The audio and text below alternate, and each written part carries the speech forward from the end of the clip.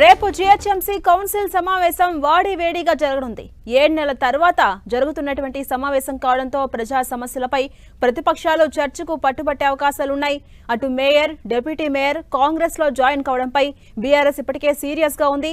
ఇటీవల మాజీ మంత్రి తలసాని ఇంట్లో సమావేశమైన గ్రేటర్ ప్రజా ప్రతినిధులు వివిధ అంశాలపై చర్చించారు. ప్రజా సమస్యలు పరిష్కరించాలని కౌన్సిల్లో చర్చకు పట్టుబట్టే అవకాశం ఉంది.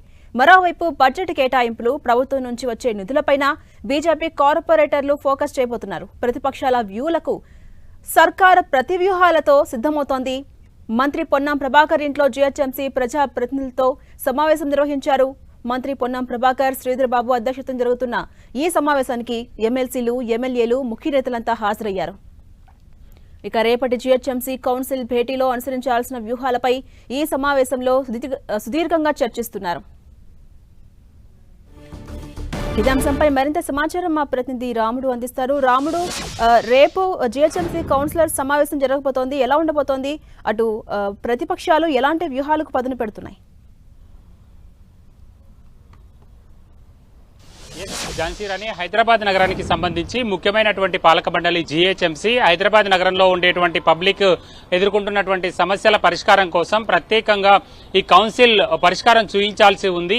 రేపు 2 సమావేశాలు జరగనున్నాయి. ఒకటి సాధారణమైనటువంటి సమావేశం, అంటే హైదరాబాద్ సిటీ పబ్లిక్ ఎదుర్కొంటున్న సమస్యలతో పాటు ఇప్పటి వరకు స్టాండింగ్ కమిటీ తీసుకున్నటువంటి నిర్ణయాలు చర్చించి ఆమోద ముద్ర వేయనున్నారు. ఇంకొకటి జీహెచ్ఎంసీ బడ్జెట్ కు సంబంధించి వచ్చే ఏడాది, అంటే ఈ ఏడాది 2025-26కు సంబంధించి బడ్జెట్ 8,440 కోట్ల రూపాయలను ఇప్పటికే అధికారులు స్టాండింగ్ కమిటీ ముందు పెట్టారు. స్టాండింగ్ కమిటీ చర్చించి దాన్ని ఆమోదించింది. రేపు కౌన్సిల్ కూడా జనరల్ బాడీ చర్చించి ఆమోదించనుంది. ఈ 2 అంశాలకు సంబంధించి రేపు సమావేశం జరగనుంది. కానీ గడిచినటువంటి 2-3 వారాలుగా హైదరాబాద్ నగరంలో నెలకొన్నటువంటి పరిస్థితులు చూస్తే రాజకీయంగా చాలా వేగంగా పరిణామాలు మారుతున్నాయని చెప్పుకోవచ్చు.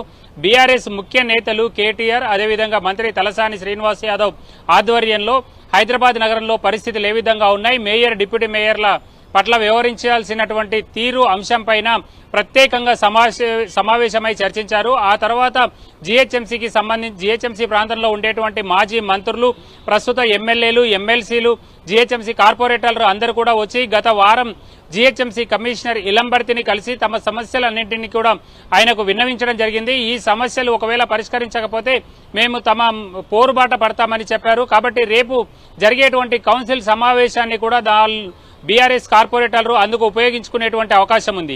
ఇక బీజేపీకి సంబంధించినటువంటి కార్పొరేటర్లు కూడా నిన్న బీజేపీ పార్టీ కార్యాలయంలో సీనియర్ నేత లక్ష్మణ్ ఆధ్వర్యంలో సమావేశమయ్యారు. ఏ అంశాలను ఫోకస్ చేయాలి, ప్రజా సమస్యలు ఏ అంశాలను ముందుకు తీసుకెళ్లాలనేటువంటి అంశాలపైన ప్రత్యేకంగా ఫోకస్ చేశారు. మనం చూస్తే జీహెచ్ఎంసీలో ఉండేటువంటి మేయర్ కానీ డిప్యూటీ మేయర్ కానీ ఇద్దరు కూడా బీఆర్ఎస్ పార్టీలో గెలిచారు. బీఆర్ఎస్ పార్టీలో మేయర్, డిప్యూటీ మేయర్గా ఎన్నికయ్యారు. కానీ గత సంవత్సరం వాళ్ళు కాంగ్రెస్ లో జాయిన్ కావడం జరిగింది. అయితే వీళ్ళతో ఉండేటువంటి వాళ్ళ సంఖ్య బీఆర్ఎస్ నుంచి, బీజేపీ నుంచి కాంగ్రెస్ వాళ్ళకు వచ్చినటువంటి వాళ్ళ సంఖ్య 20 వరకు మాత్రమే ఉంటుంది. కాబట్టి వాళ్ళకి ఎలాంటి బలం లేదు, వాళ్ళపైన అవిశ్వాసం పెడతాము అంటూ రాజకీయంగా కొన్ని ప్రకటనలు చేస్తున్నారు. కానీ ఫిబ్రవరి 11 తర్వాత మాత్రమే అవిశ్వాసానికి ఆస్కారం ఉంటుంది. ఆ అవిశ్వాసం పైన ప్రత్యేకంగా వాళ్ళు కలెక్టర్కు ఒక నోటీస్ ఇవ్వాల్సి ఉంటుంది. దాని ఆధారంగా అన్ని కరెక్ట్గా ఉంటే కలెక్టర్ అవిశ్వాసానికి ముందుకొచ్చేటువంటి అవకాశం ఉంది. ఈ అన్నింటి నేపథ్యంలో ఇటు అధికార పార్టీ కూడా అప్రమత్తం అవుతుందని చెప్పొచ్చు. అంటే ప్రభుత్వం చేస్తున్నటువంటి పనులను సమర్థవంతంగా కౌన్సిల్లో తెలియజేయడంతో పాటు ప్రతిపక్షాల నుంచి వచ్చేటువంటి విమర్శలను ఎదుర్కొనేందుకోసం ప్రత్యేకంగా ఈరోజు సమావేశం ఏర్పాటు చేశారు. మంత్రి పొన్నం ప్రభాకర్ ఇంట్లో ఈ సమావేశం జరుగుతుంది.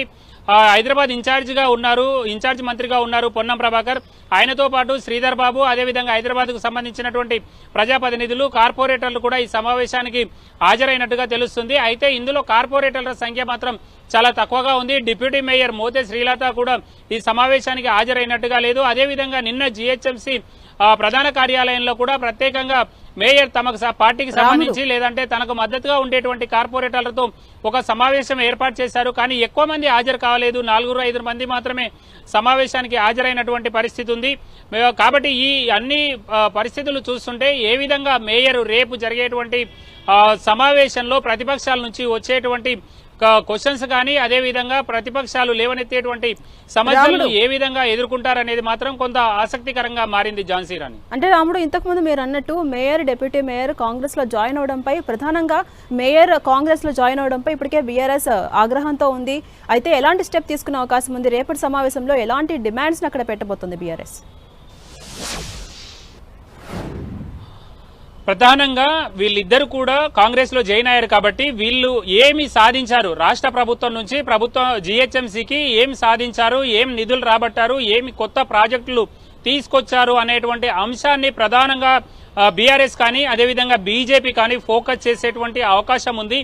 ఆ తర్వాత ఏ ఏ సమస్యలు తమ తమ ప్రాంతాల్లో ఉండేటువంటి సమస్యల పరిష్కారానికి ఇటు మేయర్ కానీ అధికారులు కానీ ఏ విధమైనటువంటి చర్యలు తీసుకున్నారు, మేము ఎన్నిసార్లు వినతి పత్రాలు ఇస్తున్నాం, అధికారుల యొక్క తీరు కూడా సక్రమంగా లేదు, కమిషనర్ పూర్తి స్థాయిలో స్పందించట్లేదు అనేటువంటి అంశాలపైన అయితే రేపు బీఆర్ఎస్ అదేవిధంగా బీజేపీకి సంబంధించినటువంటి ఇద్దరు సభ్యులు తమ అంశాలనైతే లేవనెత్తేటువంటి అవకాశం ఉంది.